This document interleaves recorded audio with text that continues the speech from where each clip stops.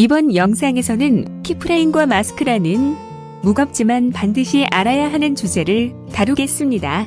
키프레임이란 정보를 갖는 프레임을 뜻합니다. 키프레임을 이용한 강력한 애니메이션 기능 덕분에 프리미어 프로는 단순한 컷 편집 도구에 머물지 않고 다양한 각종 애니메이션 효과 및 영상 전환 효과의 제작 툴이 되었습니다. 마스크란 중첩된 레이어를 뚫고 원하는 부분만 보여주는 강력한 도구입니다. 키프레임과 마스크를 뜻하는 바대로 쓴다면 느낌이 있는 화려한 화면의 제작이 가능해집니다. 강력한 만큼 익숙하지 않으신 분들은 익히기가 다소 어려울 수도 있습니다. 하지만 일단 익숙해지면 정말 강력한 도구입니다. 마음 단단히 먹으시고 내 것으로 만드세요. 먼저 마스크의 기본 개념을 알아보겠습니다. 이미지 2개를 가져오겠습니다. 2개의 이미지를 타임라인의 레이어로 쌓아놓으면 위에 이미지만이 보이게 되죠.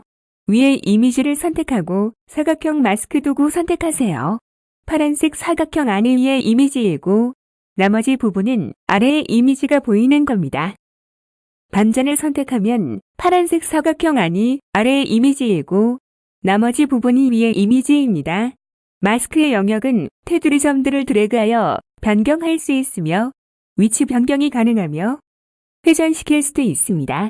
2개의 레이어 사이에 특정 모양의 구멍을 뚫는 것. 이것이 바로 마스크의 기본 개념입니다. 해당 마스크를 선택하고 딜리트 키를 누르면 삭제됩니다. 무조건 한다 입력해주세요. 사각형 마스크 도구 선택합니다. 마스크 상자의 크기와 위치를 적당히 조작하면 이와 같이 갑자기 글자가 사라지게도 나타나게도 만들 수 있습니다. 이제 키프레임입니다. 먼저 위치에 대한 키프레임을 만들어 봅니다. 문자 도구 선택하시고 입력하세요. 무조건 한다. 폰트와 글자 크기 설정하시고 화면상의 글자에 위치를 잡아줍니다. 효과 컨트롤 탭에서 텍스트 선택하니까 프로그램 판넬의 글자가 선택됩니다. 바로 이 부분이 무조건 한다를 컨트롤할 수 있는 부분입니다. 위치는 글자의 X와 Y 좌표를 값으로 갖습니다. 효과 컨트롤 탭에서 X, Y 값을 바꾸면 화면 글자의 위치가 바뀌고 글자를 드래그하면 효과 컨트롤 탭의 위치 값이 바뀝니다. 여기에서 위치의 시계를 클릭합니다. 시계가 파란색이 되면서 우측에 다이아몬드가 생겼죠. 이것이 바로 키프레임입니다. 이 키프레임은 현재 글자의 위치 정보를 가지고 있습니다. 플레이 헤드를 오른쪽으로 끌어놓고 글자를 드래그해서 적당히 위치시킵니다. 자동적으로 또 다른 다이아몬드, 즉 시간과 위치를 기억하는 두 번째 키프레임이 생성되었습니다. 시간이 좀 깁니다. 드래그해서 줄이겠습니다. 겨우 2개의 키프레임을 생성했을 뿐이지만 홈키로 맨 앞에 놓고 스페이스 바로 실행시키면 글자가 움직입니다. 이게 바로 키프레임의 힘입니다. 프리미어가 두 키프레임 사이의 위치 차이를 시간 차이로 나누어 중간 프레임들을 자동으로 처리한 겁니다. 효과 탭의 타임라인은 타임라인 패널에서 선택되어 있는 오브젝트의 시간만을 보여줍니다. 확인해 볼까요? 효과 컨트롤 탭 타임라인과 타임라인 패널에서 플레이 헤드의 움직임을 비교해 보세요. 타임라인 바닥을 찍어 선택 해제 후 문자 도구 선택해 오늘도 한다 입력해주세요. 글자 오브젝트가 하나 더 생겼습니다. 선택 도구로 적당히 배열합니다. 선택을 바꿔가며 플레이 헤드를 움직이면서 효과 탭 타임라인의 움직임을 보면 타임라인에서 선택된 오브젝트의 시간에 비례해 효과 탭 타임라인이 변함을 알 수 있습니다.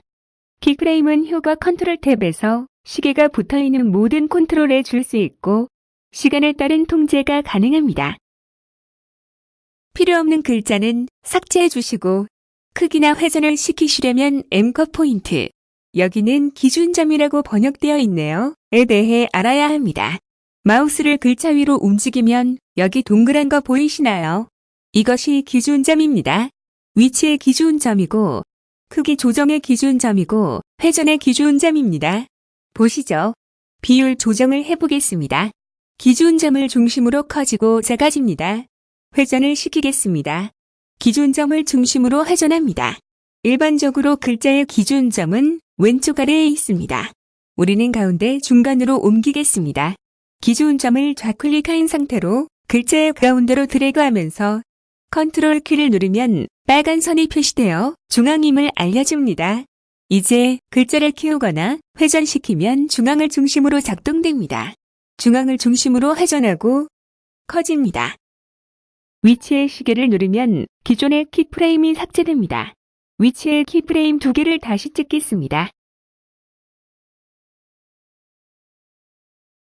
첫 번째 키프레임 위치에서 비율 조정을 100에서 시계 눌러서 키프레임 발생시켜 주시고 두 번째 키프레임 위치에서 비율을 올려주세요. 홈키, 스페이스바 눌러주세요. 네, 글자가 움직이면서 커지죠.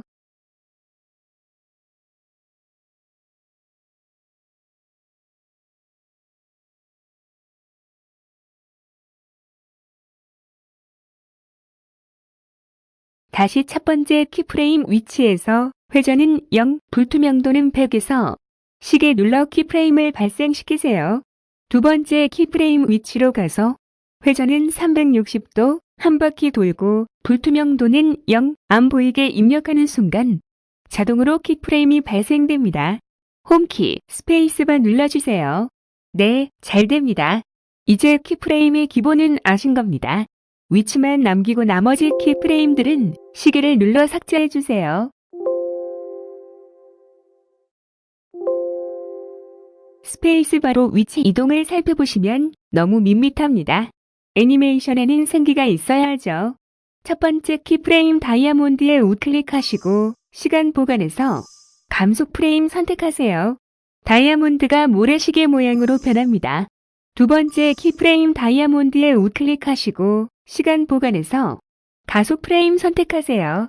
스페이스바로 실행해보세요. 움직임이 한결 자연스러워졌죠? 이 정도로도 충분하지만 더 바운시하게 만들겠습니다. 위치 시계 왼쪽에 화살표 누르면 그래프가 뜹니다. 키프레임 선택하시고 핸들을 저처럼 최대한 당겨주시면 됩니다.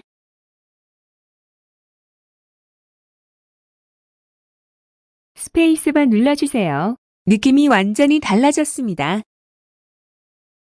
늦춘 김에 글자에 불러 효과를 키프레임으로 넣어보겠습니다. 이제 효과 탭을 선택해주세요. 우측 검색창에서 빠른 입력하시면 목록에 빠른 흐름이 나올 겁니다. 드래그해서 타임라인 무조 커맨드에 드랍해주세요. 효과 컨트롤 탭에서 맨 아래쪽에 빠른 흐름이 생겼습니다. 그림 자원을 가로로 줍니다. 우리 글자의 움직임이 가로이기 때문입니다.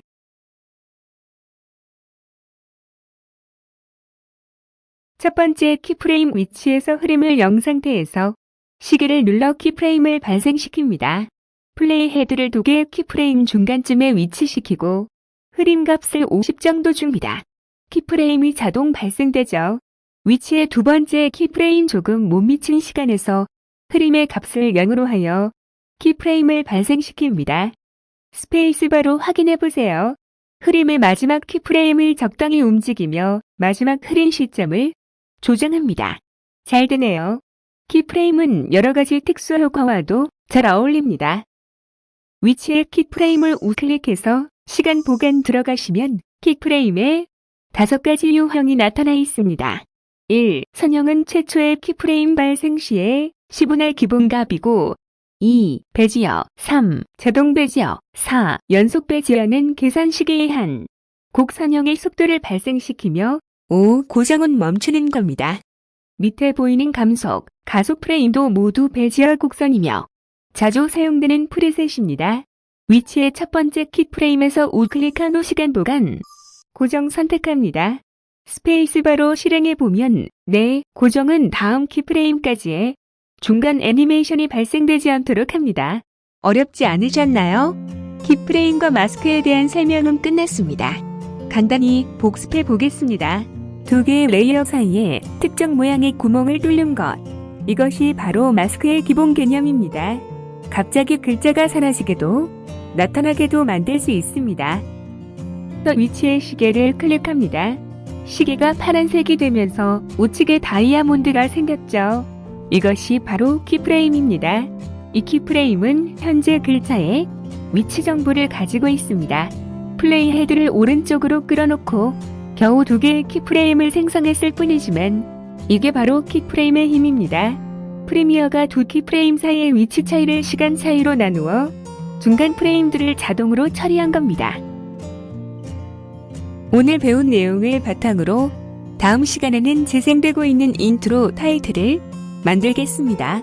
좋은 하루 보내시고 이 영상이 마음에 드셨다면 구독 버튼 눌러주시고 저의 다른 영상들도 시청하셔서 최고의 크리에이터가 되세요.